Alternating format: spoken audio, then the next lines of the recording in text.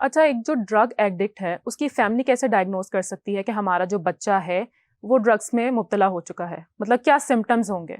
अब फैमिली के लिए देखें, बड़ी आसान चीज़ें, कोई मुश्किल काम नहीं है। ठीक है। लेकिन आज के दौर में पता है क्या है, जिस घर में क्रॉनिक एडिक्ट बन जाता है ना, उसका रोल एज ए मौलेजट का होता है।